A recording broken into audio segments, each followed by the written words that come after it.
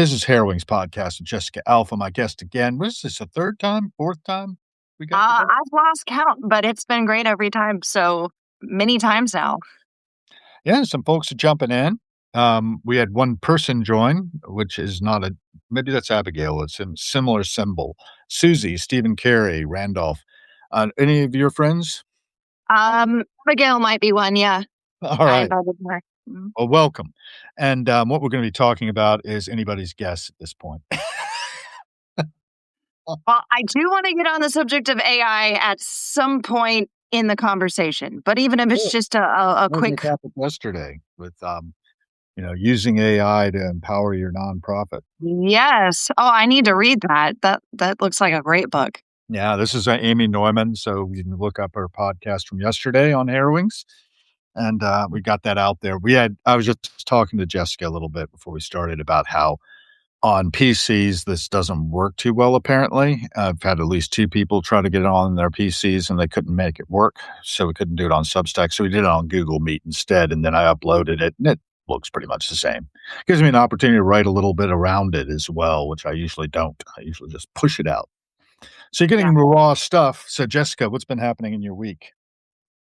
This week has been a whirlwind of kung fu rehearsals and performances. Oh, Uh, so I'm part of the Illinois Shaolin Kung Fu Academy, and so are my daughter Xenia and my husband John. And they are both on the performance teams. So my husband is on the dragon and lion dance team, which is super fun. If you've ever watched like a parade, like a Chinese New Year parade, which there's going to be one in Chicago, it'll be on March 1st. He's going to be there with he'll be the tail of the dragon. And my daughter, she'll also be there. She's the performance team. She's team B. They're the smaller kids. So they just divide them in between A and B. And she's uh, under 10, although she's about to turn 10. So she'll be on there. But we actually had there. So a little bit of a backstory. If you haven't read my latest Substack, I would suggest do that because okay. I'm going to try to keep it short. So it means that it may not make sense. Full story is on the Substack, but my daughter was in a short film and it premiered on Wednesday, and so was her performance team. She was just a supporting character. Some of the other team members were main casts of it. And so it premiered at the Tavali Theater, which is a really old school theater, very pretty, never been there before. And they did a performance, like a live performance before we did the movie premiere. And then Thursday morning, we woke Zenny up at 6 a.m. and drove all the way to Chicago for another performance at a school where they did a performance, and my daughter got to do her tiger form for the first time in front of an audience. So that was super fun. And then Friday, we were at the Fox Valley Mall, and or no, wait, that was yesterday, Saturday. Saturday, we're at the Fox Valley Mall for a Chinese New Year celebration, and they did their biggest performance there. The master and the I don't know if he's a master, but he's one of the teachers. They did something called qigong there.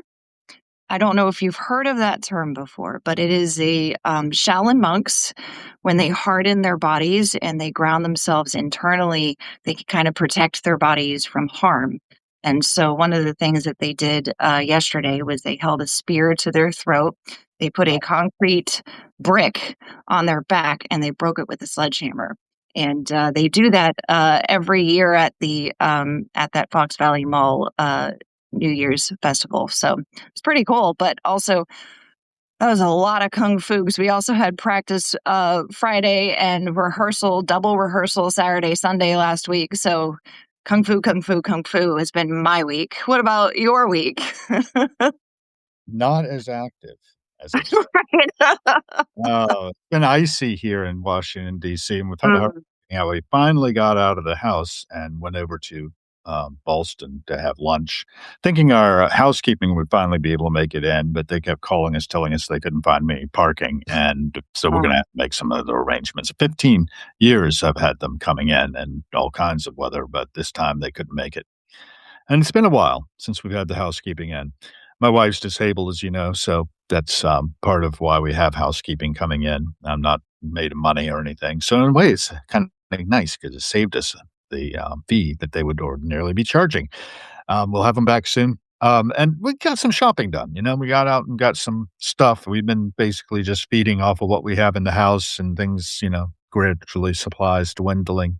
The ice crete that happened on February 1st here in DC basically was just like 5 inches of snow, rained on top of that, Mhm. freezing rain, and just sort of made this sort of very solid, Brick. very white ice crete or snowcrete, I think they're calling it. Yeah, it's And the awful. removal was really subpar, for the city.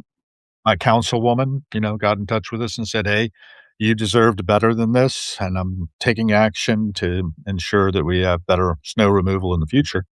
Okay. We survived it, and it's kinda nice to be snowed in with somebody you really care about. It would be really bad if we didn't get along so well, but togetherness Yes. with us doesn't tend to be a big deal. I have my little room here I call the bunker, and, from that, I'm watching the apocalypse unfold, I Yeah. think. I don't know. It I just it know how feels like things that. seem, right? Yeah. And I'm watching everything, and I'm, like, paying attention to things like Molt's book and Open Claw. I did this whole Lex Friedman thing, like, 3-hour Lex Friedman interview with the guy, Starnberger, I think his name is, who started Open Claw. Are you familiar with that one? If you You're gonna have to educate me. well, I've just given you enough information to Okay, great. don't know a lot either, but basically, they started this thing that's like Reddit, only the people can only watch. Oh, The AI agents have the Reddit type of thing called Molt's book, okay. and he started with working with Claude, and he had this thing he called Claudebot with a WD instead of a Oh, UDE. you said Claude. I thought you said Claw, CLAW. Yes, I know Claude. I use it every day for work, but This is that's not that. This is not that. okay. So it's but if they use AI and everyone just watches. Basically, they're AI agents, like in a aquarium, more or less. It's the way it feels to me, It and you almost go to sounds the like front a page of crazy TV show. yeah, you go to the front page of Molt's book and watch the agents interacting with each other, but human prompts were slipping in there, and it wasn't what it appeared to be, apparently. Oh, This all happened at the very end of January, very beginning of February. So it all unfolded very quickly, and then there were some security glitches, and one thing led to another. At the present time, about 2.6 million bots or AI agents are in there, and they did things like they founded their own religion called Crustafarianism. okay. Wow. And they have little memes now, like, we know in the Sistine Chapel where the hand of God is coming in to touch Adam and give him life, but it's a claw that is Of gonna course. instead Yeah. of a lobster claw. Oh So my goodness. it's entertaining. It's all basically slop, right, is what the guy who invented it says it is. But Open Claw as a protocol apparently is an open source ability for people to make their own agents that live on their computers and can use your own data, right? And anybody can build an agent and use it on their local computer these days. I think if you have the technical skills, it doesn't take a lot. You can actually, and this guy basically vibe coats a lot of it. Yeah. But one of the things that was interesting is a lot of these agents are able to access things like the devices to message you or give you a call. And so, I mean, it's Is kind it part of of your apocalypse theory? Like this is what's gonna happen? well, it's not so much apocalypse in my theory. I have this idea called radical utilitarianism, right? Okay. Which means we want to achieve the greatest happiness or the greatest number for all life on the planet.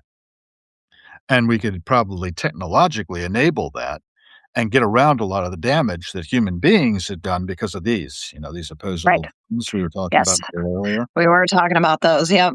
Yeah, us manipulating things and all these ideas are out there, and we can talk to each other at distance now, more or less free.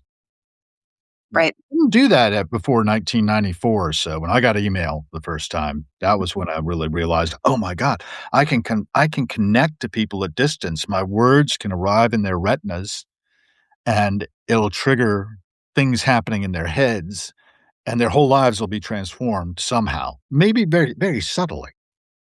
It won't be a big deal necessarily, but everything counts. It's kinda like that thing when you get time travel. Go back in time, you, accidentally step on something that wouldn't have gotten stepped on otherwise. Are you familiar with The Hitchhiker's Guide to the Galaxy, for example? Yes. And how there's Yes. this little creature that keeps getting killed by Arthur Dent through time. Yeah. It's like, "Oh, no, not again," when it shows up as a potted plant falling from the sky when 2 nuclear missiles are turned into a potted plant and a whale. That this is the kind of thing that can happen in a multiple, infinite universe or infinite multiverses, if you will. I don't know. I just know how it seems to me. It seems to me that it's possible. And I like entertaining myself with these thoughts. Keeps me out of trouble. Most Of course, if somebody catches on to my ideas, my wife keeps telling me that she's gonna make me a tinfoil hat. Oh, nice. Well, You can spread I the signal even more with a tinfoil hat. Yep. I don't know. Sure. I do think it'd be nice if we enabled our technology to clean up after us. Mm, From the standpoint of being like nursing care yes. all the way through. Because, human beings get tired, cranky. A robot really oughtn't. Right. Although if you program it like Marvin, the chronic pressed robot in The Hitchhiker's Guide, that could be a problem. Yes. The main problem with AI is you have to keep an eye on it because sometimes it will decide it knows best, and it honestly reminds me a lot of when Xenia was like 6 or 7. If I gave my instructions to her, if they were too vague or if they were too complicated, it wasn't going to happen the way that I had envisioned it. So I think as interesting as that is, the main point is that like yeah, AI still needs our help, and we also need to be careful with what we're telling it and how we're telling it. I mentioned to you that I made a costly mistake with AI last week. Technically, it would have been 2 weeks ago when the mistake actually happened. What So, is it? so here's what happened. Okay, I my Oh, hours were reduced by half, right? oh, And I applied for partial unemployment. Well, the employment application, the partial unemployment application for Illinois, you're allowed to do that if you get your hours reduced that drastically. They can give you a little bit of help if you qualify. I did qualify, but I was really confused with the application. So I used Gemini to help explain to me what I needed to say and do. And even though I did check with the website, I just it didn't click that I was missing something really important. And that was it doesn't matter in the state of Illinois. If you claim your child as your dependent for your benefits, it doesn't raise the ceiling for how much you can earn before you don't get those benefits. And so I was under the assumption because AI told me so, was like, oh, yeah, if you claim her because you do provide for her, then it will raise your ceiling and you can still work 20 hours a week and still get the benefits as well. But that wasn't the case. It did not raise my ceiling. And so I lost out on my partial benefits for 2 weeks. So I think, yeah, oh, yeah. And there's nothing I can do about it. Now, what I can do going forward is reducing how many hours a week I work. And that will put me back within that range that I need to be in. But it's funny. It's like, no, wait a minute. You want me to work less in order to pay me? I don't understand, but okay, whatever you say. But yes, so AI can be confidently incorrect, I would say is where it gets a little bit scary because it it gives you bullet points and links to sources and it tells you this is what you should do, and it just missed something. It didn't quite get it. So yeah, it can be bad. yeah, it tries to respond quickly on the first pass is what I find, and That's true. particularly Gemini, and if you ask it to go out and say, "Will you check yourself on that?" And it goes a little calculation and takes a little time, and then it goes, "Oh, Yes. by the way, I I made a mistake. basically Yes. lying to Yes. you just to entertain you." Because initially, I think our chatbots were built largely for entertainment purposes for Yeah. the average layperson. They weren't designed as tools to really do deep research, but by prompting properly, you can sort of tune it. but it takes a while, Yes. and it It takes takes a while. care and problem Right. statement clarity, right? That's how you Yes. wanted it probably, And, and well, I gave it too much information at one time was my mistake. can be fun. Because yes, because I was trying to apply. So I was like, okay, here's my situation. Here's how much I was making. Here's, here's my husband's information. Here's my daughter's information. Here's, where I live. This is where I worked. This is what, I gave it a lot. And so it gave me One problem. correct things to fill out. Like everything, like I said, I did get approved, but that one little detail of, no, you don't want to work 20 hours a week. No, the ceiling does not increase when you claim you're dependent. Yeah, completely missed that because apparently it depends on which state you're in. Some of them that does happen where it will increase how much you can make if you have a child that you can claim as a dependent. So it just missed it. And another thing to remember too is that LLMs, unless they do what's called grounding, where they actually, like you said, go out and search, they'll use their database, which can be pretty old and may not have update information. But also, even when they go search, like you said, sometimes it's a quick search. Even though I had it on with Gemini, I really like it's got two different modes. So it has the fast mode and then it has the thinking mode. I had it on the thinking mode. I don't think that worked just because, again, I gave it too much at one time. So what I do for work is I'll have it do smaller tasks, right? I'll say, hey, pull out the main points of this transcript from this podcast, and then I'll go through and double check that it fits. But I'm not going to ever again give it that much information and expect 100% accuracy.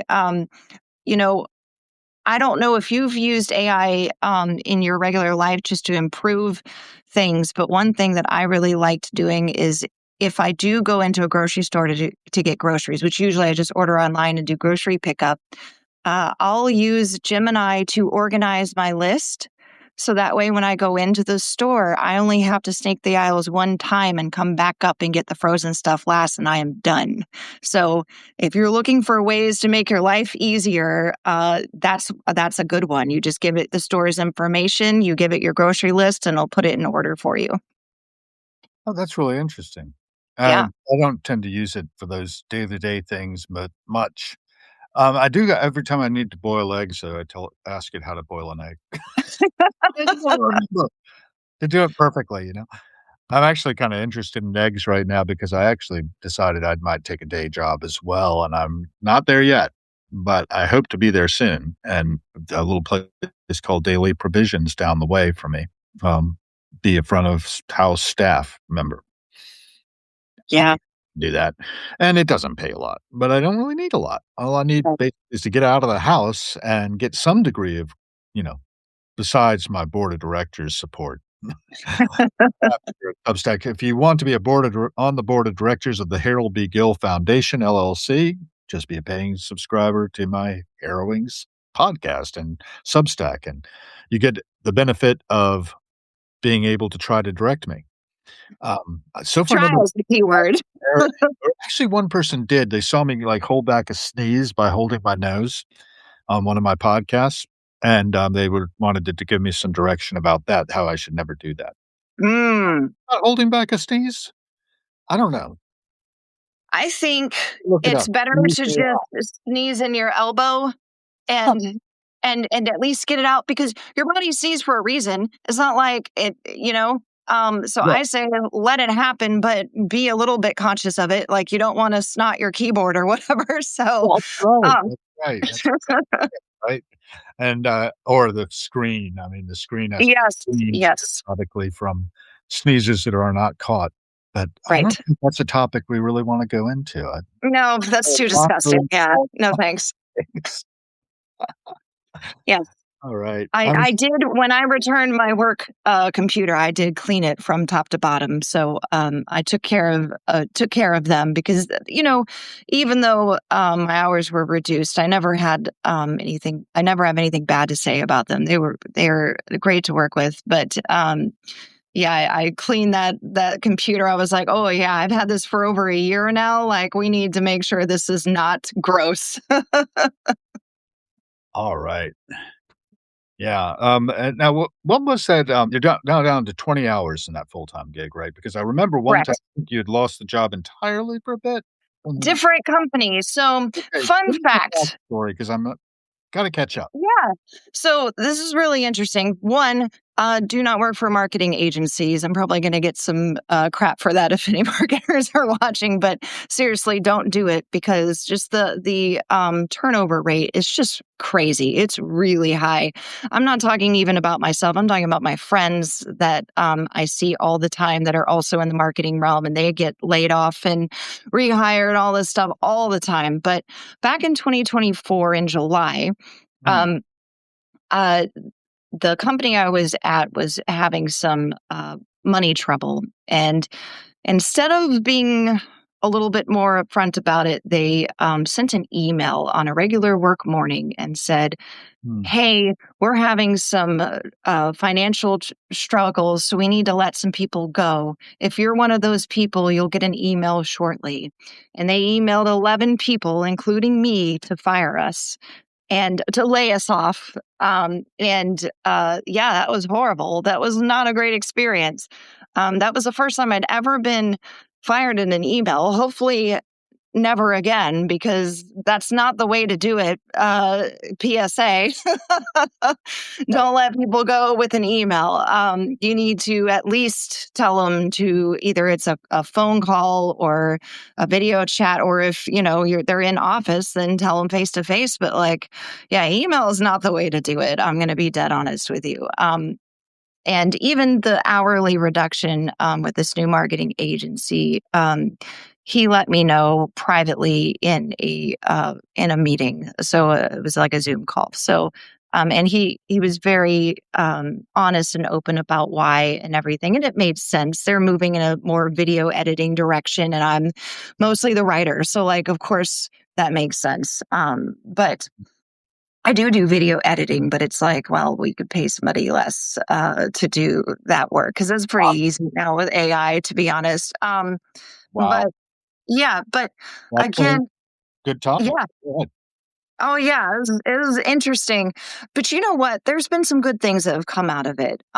Because I actually from last year, from 2024, and from right now, I have a lot of experience applying to places and getting interviews and going through the interview process and things. So I wrote that in my Substack, and I guess that's kind of a hot topic because those were my most popular posts: is how to apply to a job and how to nail the interview. Like those are the ones that everyone's like, "Oh, I need this," I even had a friend who was having an interview the same day that I was, and she said, "Oh man, I found that post really helpful. So thank you for that." So I do find that being able to help others with their journey while I'm also in it and have that experience is good. I am in the interview process for a couple different companies, so I know something will pop up. Right now, it's more of a waiting game, which is never fun, but um, yeah. So that's been my past year and a half is got laid off, got a new job, and then in December 2025 got those hours reduced. So back into the fighting grounds. I'm looking for not a marketing agency. I'm looking for a content strategist or content writer role, senior copywriter Yeah. for an actual company. And I think I will be much more stable there for one. And then also, I think I'll just be happier not having to jump from client to client because with the marketing agency, you're on, you're answering the help of anybody that's a client with your marketing agency. So you're helping multiples, and it can get a bit like, oh, I wish I could do more, but we don't have the hours to help them more. They're not paying us enough or whatever. So yeah, I like the idea of working in house, and I'm hopeful. I think I am getting something. I just have to be patient. So now we're at the waiting game. Maybe that'll be my next Substack post: is what to do while you're waiting for your job Well, offer.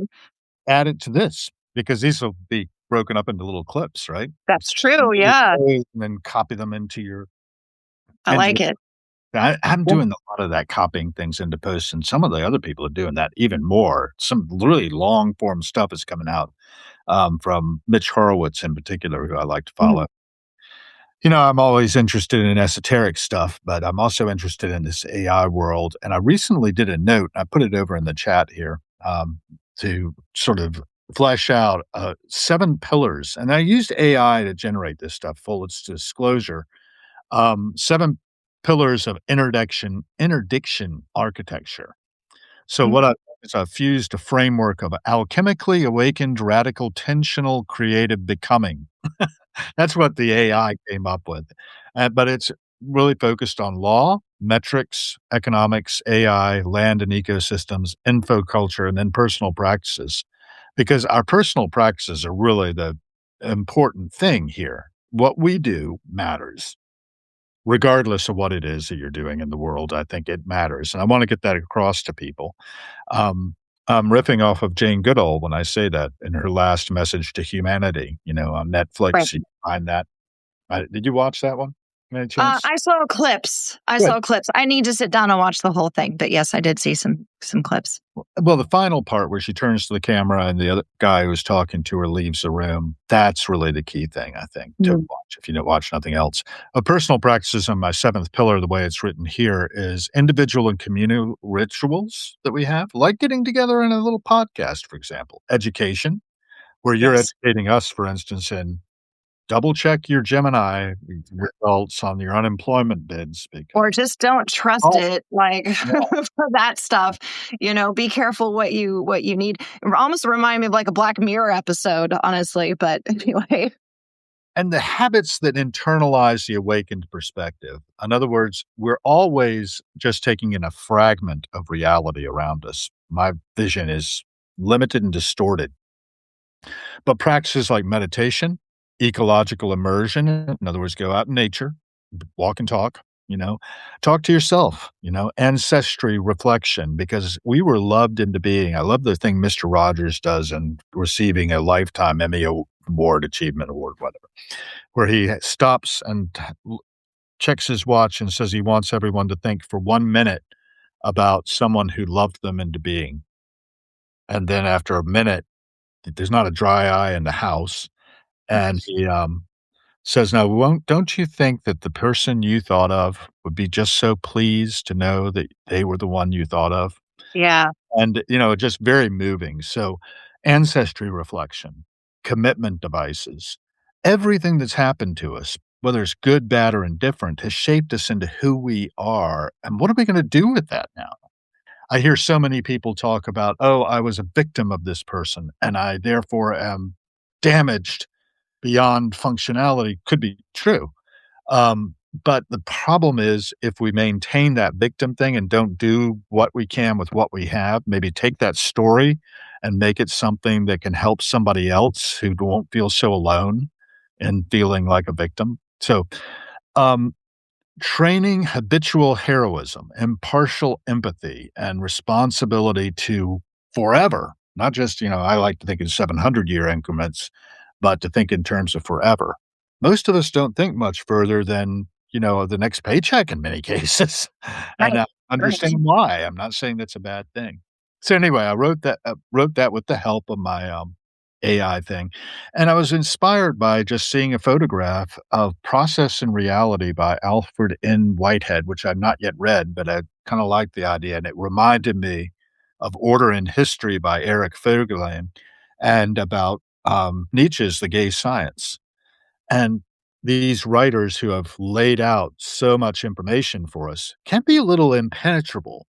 So Yeah. AI is a great device for hacking that, right? Getting Yes. to the point where I can ingest it, and then Yeah. I can when it's gone over my head, I can go in and research the topics that I don't understand fully. It's like Mhm. having this research assistant is the way I look at it. And so not exactly a reliable research assistant. It's kinda No. like me, I'm an unreliable narrator of my own life. Right. I think we all are to an extent. We have that bias where we remember certain things a little bit more clearly or differently than how they happened. And one thing I was thinking about when you were talking about AI not always being correct is, that it's not necessarily AI's fault, right? It's that user error, whether it was designed in a way where it just wasn't quite there, or we put in something that was not quite right. Another mistake I made with AI, and this one didn't cost me anything because I caught it. So, but it was for work, and I was having it pull a transcript from a really long uh, podcast. It was like an hour-long podcast, and I was like, "Make me a summary blog and break it down in this format," right? And I gave it examples of past summary blogs of Right. this from the same podcast, right? And usually it does a pretty good job. Right? Like it knows what it's doing. But this time, it took some of the examples a little too literally because it invented a Q&A section because the other ones had a Q&A section at the end, and this one didn't. So it completely hallucinated an entire Q&A section that never happened. And when I was like, "Are you sure there's a Q&A here?" Because the timestamp was off. It was like, there's no way there could be a Q&A in 1 minute, right? And it was like, "Oh yeah, they talked about this and this and this." And what it was doing is it was pulling the information from the old example. But it was very confidently incorrect. Like I've said before, AI can be so sure of itself, but Yes. it is so wrong. But it is sure, it knows. That's why I said also before that it reminded me of Xenia when she was like 6, 7, 8 years old.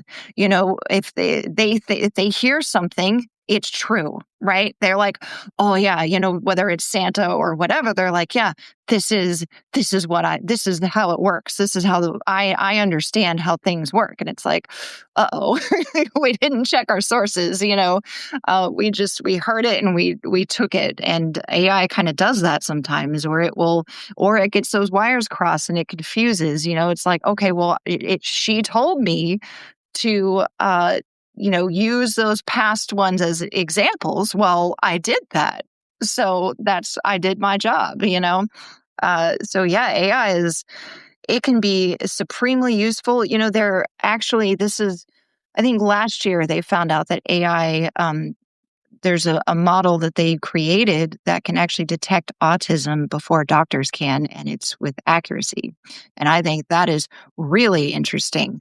And I do think that there's going to be some really awesome medical breakthroughs where, like, for example, they can take these x-rays on site of like a car accident, and the AI will tell you what the injury is and how to move the body, or how to move the person in order to prevent further injury. Like there's so many cool things that I think it will be able to do, but we absolutely have to be responsible and make sure that we're giving it the best prompts and doing the best we can to make it accurate and make it helpful, for sure. Yes, and we just got a comment about it. I think that's scary. You could be listed as having said something you didn't. You could actually be, generated as saying something you Yep, didn't. The we sure can. manufacturer in fact, the other day, my wife and I were watching, YouTube of, Jon Stewart, who was talking about, something that happened in, current events, and we realized that's not John. The lips were not quite in sync, but they were pretty darn close, but a lot of it, and then we did a little research, and it was easy to see actually that in the comments section, it said it was generated with AI.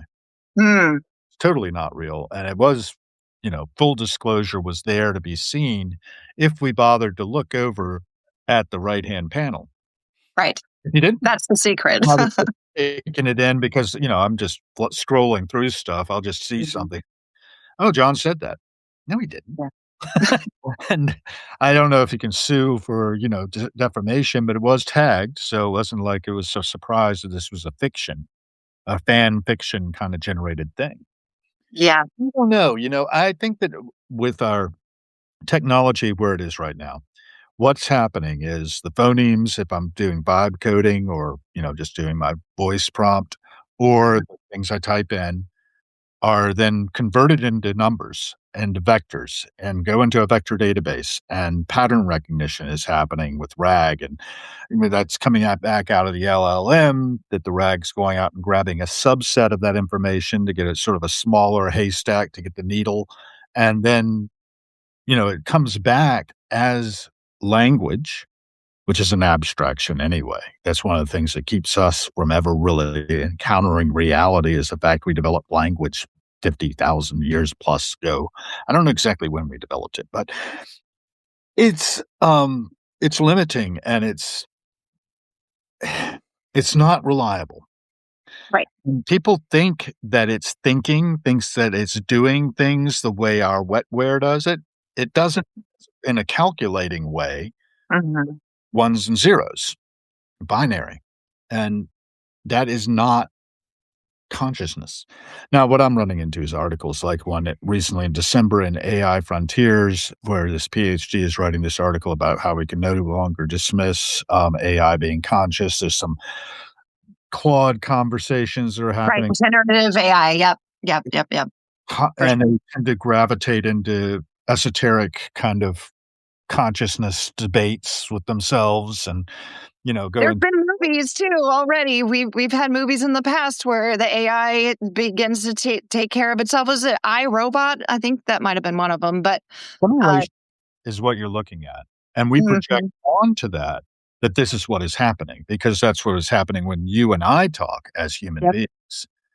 And we say, oh, and then that's what's happening here. It's the same thing. But it isn't a simulation of it. It's The different. iRobot, yes.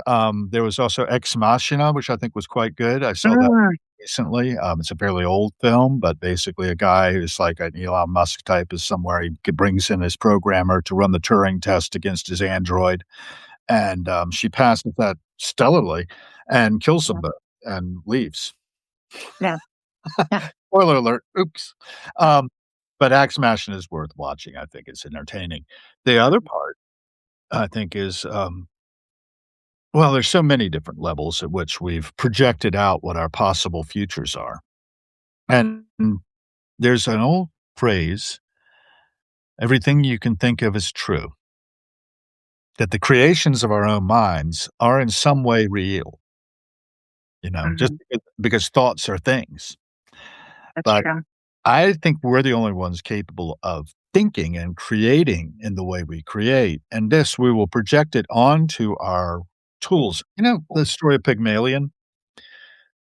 It was Yeah. a sculptor, and he sculpted this beautiful woman and brought her to life. George Bernard Shaw wrote a play along these lines, also called by the same title, Pygmalion, about a woman being taken off the streets and taught to speak like a lady, and that became My Fair Lady. You're familiar with that one. Oh, yes. Yes. Yeah. And, initially they get her to talk quite properly, but the content of her speech was exactly what you'd expect from her Cockney self. Right. It was, and then they realized, "Oh, we've gotta actually sort of educate her. We can't have her talking about how gin is mother's milk to her." Yeah. Anyway, so I got, Lee Penman weighing in. I'm in the gym, and a guy just put a book down on the bench, The Empire of AI, Twilight Zone. The Empire of AI by Karen, I forget her last name, but she came out of, which lab did she come out of? Do you know The Empire of AI? Have you run into it? No, I need to read more, to be honest, but I just haven't had This is the time. one I've been, like, plowing into, Empower Your Nonprofit, and Amy Neumann is on the front lines of this stuff, doing keynote speeches and things of that sort, who's the author here of this book, came out from Wiley last year. But, she's got simple ways to co-create with AI for profound impact is the thing. And, there are lots of ways to use it in positive ways, but it's gotta be Mhm. a tool appropriately because, you get a chainsaw. I've got a good friend out on the left coast who fell off a ladder with a chainsaw running and went right into his hand, nearly severing his thumb. Oh And my goodness. AI is the same. You can Yeah, do yourself a lot of damage. You lost $1,000 on trusting Gemini I to sure do what did. you're talking about. I think like a car, honestly. I think like a car, like that's how much damage you could do. You know, you can do so much damage with AI, but there's also so much good that you can do with it. So it is a powerful tool at the very least. Whether it's for good or evil, it is very powerful, and you can do a lot with it. So, I mean, I've got my whole Petpedia app. Sorry, go Sorry, ahead. oh, Yeah, I was just going to say I've got my whole Petpedia app that is an AI let's model. talk That's about that because I haven't heard the update on that. so I am taking a tiny break from trying to get it launched. It is going to be launched this year, by golly, but you know, finding that full-time job and running around with all these performances for Kung Fu, I need to have my full brain on this project so that way it launches really well. But one thing I did do, I would say within the past 2 months, was I completely redesigned the user interface for the homepage. And the reason why I did that is because I was thinking like a user. I was like, you know what? I'm not going to understand some of this stuff that is up at the top. Like when I first log in, I need to be able to do what the app said it can do, which is help me take better care of my pets. So we made it very clear like, hey, you can ask Paul the question that you need to ask and it will give you an answer and you can get that, you can do it for free. There's not going to be a limit. I think when it was being designed, we had kind of played with an idea of limiting how many questions you could ask, and that was still on the user interface. I was like, heck no, I am not going to charge people to ask questions. It should be able to tell you anything you need to know, like, hey, I found this cat on the side of the road. What do I do? You know, or hey, my dog is licking itself repeatedly. What does that mean? Like, I actually used that exact question to help a friend of mine, and she said, "Wow, you that was a great answer. Thank you so much." And I let her know that it was an AI answer. I didn't like act like I knew it, but yeah, I wanted it to be super user friendly to where you can just go in and get the help you need. And then if you decide, oh, this is really helpful, what else can it do? There's other things that you can do, like you can actually add your calendar to it. So if you have like vet appointments and things, you can sync it to your phone's calendar. You can we're still working on this one. This is my favorite one. You can create a pet profile so you have all of your pet's information in one place. That's it's what do you call that? The tag number, the ID number, it's blood type, its weight, its breed, like everything can go in there. And then you can use AI to create a care sheet that you can then email to your pet sitter or the boarding facility or even the dog trainer, and that way they have all the information that they need. So and it can locate vets near you that have any services that you might need for your cat or dog. And eventually we're going to move to exotics as well, but yeah, all of that is this really cool AI model that my AI guy, I call him my AI guy, but his name is Dwayne. And he was actually one of the ones that got laid off Right. from the same company. And he and I, and we pulled in another guy that had also been laid off. And we built this up from ground zero. And it works. It is a usable app. It's not launched yet because again, I wanted it to be super user friendly and I want it to be something that will help people. So we are going to get that out there this year. But right now, I just need to get that full time job and take care of the family. But yes, that's kind of where we're at. We're still at the mode where I think you've made a pay level thing for your Substack since the last time we talked. I've I seen. did because you talked me into it. I do think that's one way that this technology, that's what it's built for. It's built for us to support each other and support the platform. Don't get me wrong, they're gonna take a slice of the pie, but by getting paying subscribers, which I have 22 at this point, who are my board of directors for the Harold B. Gill Foundation, LLC. But that's actually gives me the opportunity to give back. Yeah, I can do more of this if more people subscribe at a paid level, and I love the fact I've got over 800 now of subscribers in that's total. awesome. Yeah. Uh, but it's just growing incrementally. It spiked for a little while, and then it sort of plateaued, and the algorithms behind this are probably driving a lot, because I do see people who get thousands of comments, and I'm not really seeing what the significance is. Mm. Like, it happens. In fact, we had a situation on this thing that in the last couple of days, Lee and I were on actually with, Gabriela Qureshi in Hungary, and Oh, wow. on first, and then Lee popped in, we added Lee in, and then I had to leave, and Origin came on, who I'd had on earlier in the day, Oh, and nice. then she had to leave, and I came back, and Lee left, and then it was just Gabriella and me again as we wrapped up, and it lasted about 2 hours all told. I had to go down Wow. for that interview I was mentioning earlier. This was actually not yesterday, but Friday, and, yeah, I'm gonna have to take a paying gig, I think, to really make ends meet. I'm beginning to run out of the savings that I was burning through in the year and a half, and that's kinda nice luxury to have, to be able to burn through some savings to support the kind of work I wanted to do, which is really, you know, stewarding the legacy of my late father, including I'm thinking of reading sections of Virginia, a book he wrote in 1973 on the history of Virginia, colonial history. And, you know, um, but I will need to, eventually, pay the bills and not have to worry about them so much.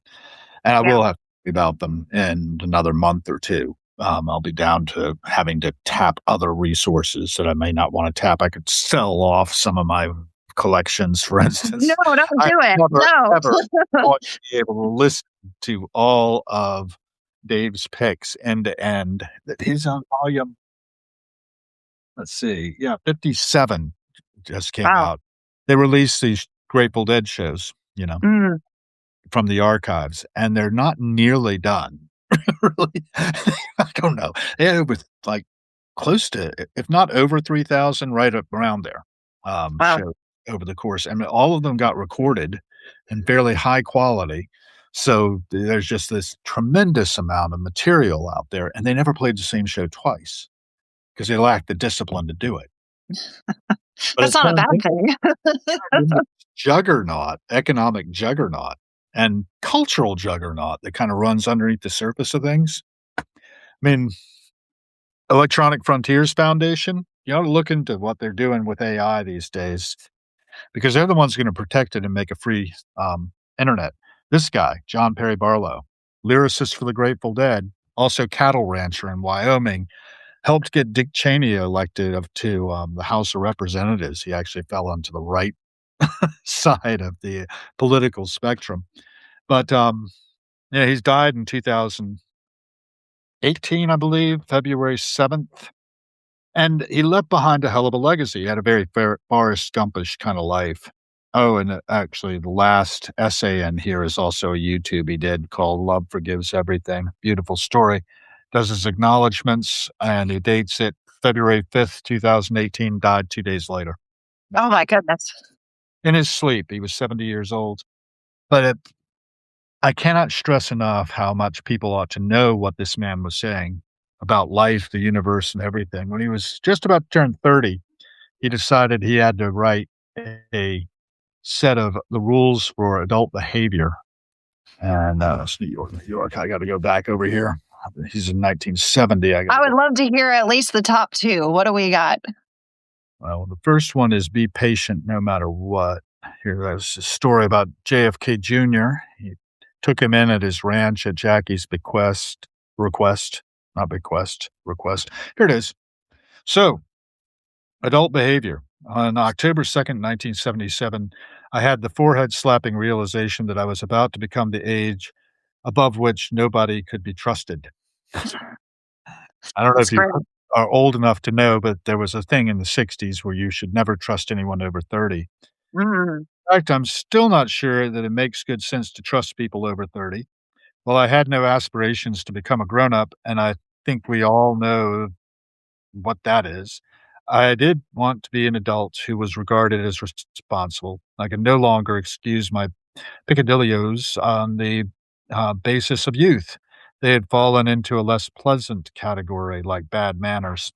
Anyway, number 1 is be patient no matter what. 2 is don't badmouth, assign responsibility, not blame. Say nothing of another you wouldn't say to him. 3, never assume the motives of others are, to them, less noble than yours are to you. 4, expand your sense of the possible. 5, don't trouble yourself with matters you truly cannot change. 6, expect no more of anyone than you can deliver yourself. 7, tolerate ambiguity. 8, laugh at yourself frequently. 9, concern yourself with what is right rather than who is right.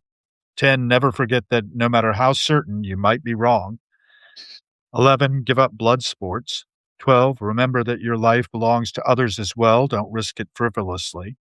13, never lie to anyone for any reason. Lies of omission are sometimes exempt.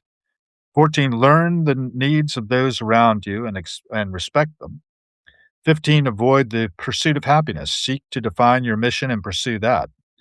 16, reduce your use of the first personal pronoun, I. 17, Mm. praise at least as often as you disparage. 18, admit your errors freely and soon. 19, become less suspicious of joy. 20, understand humility. 21, remember that love forgives everything. And again, that's a great YouTube TED talk he did. I highly recommend. 22, foster dignity. 23, live memorably. 24, love yourself. 25, endure. Ah. As then I don't expect the perfect attainment of these principles. However, I post them as a standard for my conduct as an adult.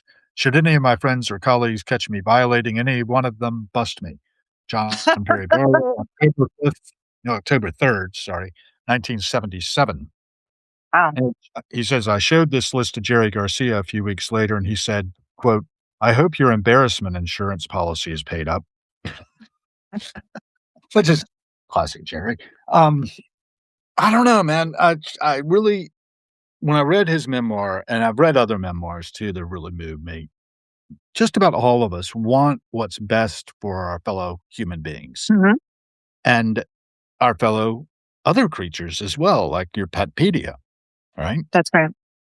And that's why I say radical utilitarianism, trying to achieve the greatest happiness of the greatest number, using our technology to do that. You're giving me a great example of what you're building there with petpedia. And they're trying to take a job in the corporate world to be able to get the pay to be able to realize it and launch it properly. Hats off. Don't be too perfectionistic, though. Right. Uh, Right. allow for a little bit of, you know, bug fixing, and Yes. AI can help us with that. Do you use Claude for coding? No, so my AI guy takes care of all the stuff. And we've done testing already, like the beta testing with I had a great group of volunteers that went in and just asked it all kinds of crazy things. Even my brother-in-law was a tester, and I don't know if I shared this with you. I think I did, but he asked it, what do I do? My dog identifies as a guinea pig, like the most random crazy question you could think of. And he was like, you know what? The Mhm. answer is actually pretty good. So, but yes, there were Yeah, some. can't leave us in the lurch here. What was the answer? It was actually pretty long, and it basically said, there is no scientific evidence that says that animals can identify as other animals. However, if your pet is exhibiting some signs that are not normal for it, then you should see a veterinarian. And it asks to locate a veterinarian in his area to help him get his dog some help if it needs it. So I thought it was a fair answer because that wasn't a real question. Now, could there be? Maybe, but it did its best with the information that it had. And I think that's something, it admitted like you should go to a veterinarian. It didn't give it like a yes or no answer where like it pretended to know whether or not the dog identified. It just said it's not, recognized.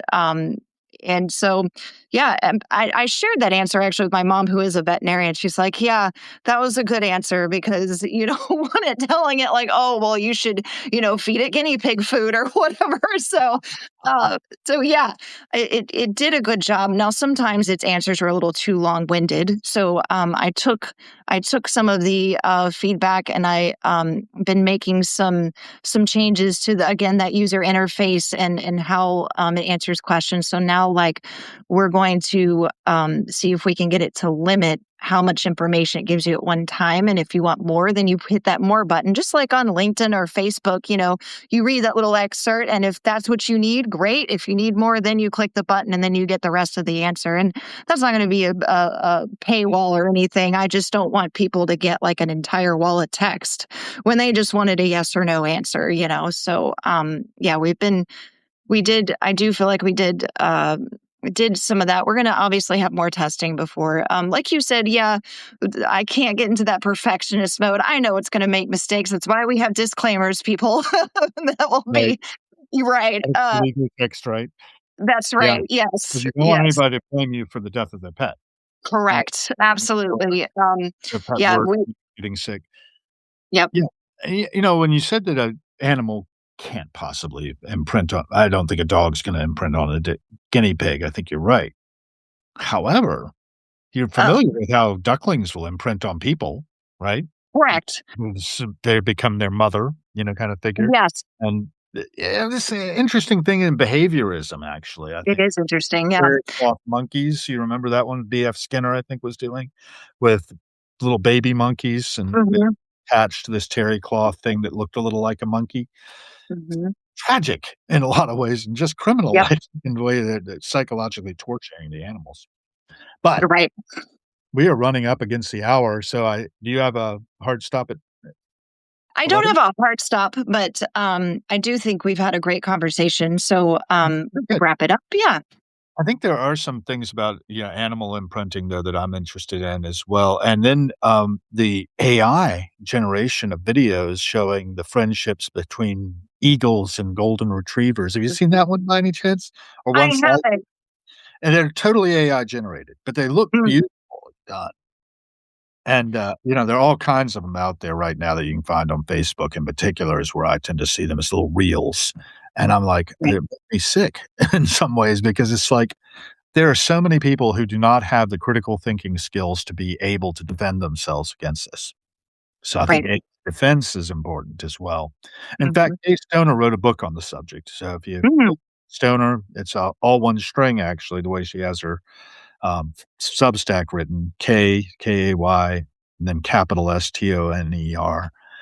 And I have a copy somewhere. I think I downloaded it or bought it off of her webs or Substack. So, people do educate yourselves and be safe out there, right? yes, I think that's important. Yeah. Um, you know, don't forget that you have a brain for a reason. Like AI is great, but you also have this and you have friends and experts in their fields and knowledge that you can certainly tap into as well. And I think that's an important reminder is just like you always say, trying to connect, that human connection is very important and we can't lose that just because we've got the new shiny AI tool that's there for us. So Yeah, but AI-enabled robots, I really want mine soon so that it can take care of when I was growing up, I was watching Lost in Space all the time, and Will Robinson had that robot that would, warn him about danger. Need that. I really yeah, wanted that when I was a kid. I was like, "That little bastard, he's got one and I don't." yeah, here I am. Yeah, Anyway, I'll let you go, and thank you again so much. I appreciate the time. absolutely. Thanks, Hal. Take care. Bye, everybody. Bye.